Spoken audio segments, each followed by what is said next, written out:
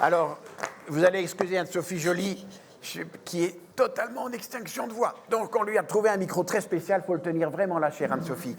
Anne-Sophie, dites-moi ce que vous pensez du patient, de la situation du patient aujourd'hui, 20 ans après la loi. Alors bonjour et merci, je suis désolée pour le coup, je suis une vraie patiente. On donne pas la place au patient, on lui donne pas la place. On est dans la théorie, on n'est pas du tout dans la pratique. On a avancé, certes, mais on a travaillé avec Emmanuel Hirsch à sa clé sur la réactualisation de la démocratie sanitaire. Le constat était très clair. En fait, on a écrit des belles choses, très peu le mettent en application. C'est-à-dire qu'on dit, on veut le patient au sein des établissements, on veut son avis. Est-ce qu'on lui donne les moyens de donner son avis? Est-ce qu'on l'écoute? Est-ce qu'on lui demande finalement de venir donner son avis une fois que tout a été réalisé? En disant, bon, il va être d'accord forcément puisque c'est moi qui l'ai fait. Non, moi j'appelle pas ça la démocratie sanitaire. Et j'appelle encore moins ça le fait que la médecine doit être faite pour les patients. Elle ne doit pas être faite pour les soignants. Ça doit être un travail d'équipe. Donc c'est redonner du sens et redonner de la valeur.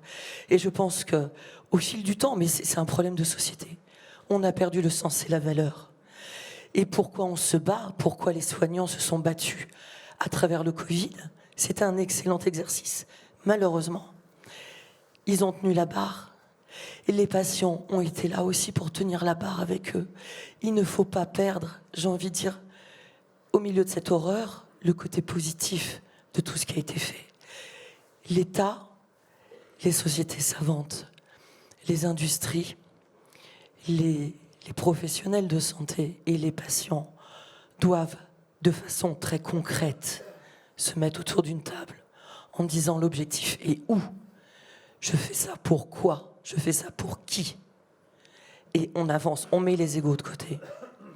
Et on avance avec une véritable volonté d'aller dans l'excellence et dans la pertinence. D'accord. Est-ce que le patient expert, le statut de patient expert, donne une autorité face aux autorités? J'ai envie de vous dire, c'est la bonne question. ça dépend beaucoup de l'humain qui est derrière. C'est qu'en fait, si on se dit j'ai ma place, je veux pas celle des autres, mais j'ai ma place et je dois aussi apporter finalement mon savoir de vécu de patient. Toutes les instances le reconnaissent pas. Et c'est au travers, on en parlait avec Gérard Raymond au petit déjeuner tout à l'heure, c'est que finalement, aussi au niveau des associations, qui travaillent de façon complètement effrénée pour, je rappelle, je vais faire des gros mots quand même, Non, pour du bénévolat à l'état pur, c'est pas possible. Oui. Il faut professionnaliser. Il faut nous donner les moyens. Je ne veux pas faire mon Calimero en plus d'être faune. Mais il faut nous donner les moyens si on veut qu'on ait notre place et notre intérêt au milieu de ce programme qui, de toute façon, qu'on le veuille ou qu'on ne le veuille pas, va y aller. Maintenant, c'est ce qu'on est en capacité, en intelligence, de vouloir le faire ensemble et de vous le faire bien. Et pas être avec des injonctions disant finalement, vous n'avez pas voulu discuter, ça va être comme ça et pas autrement. Moi, je pense qu'effectivement, il faut y aller. Il faut y aller avec des gens qui sont en capacité de prendre de la hauteur et de regarder un petit peu autre chose que leur précaré personnel. D'accord. Merci.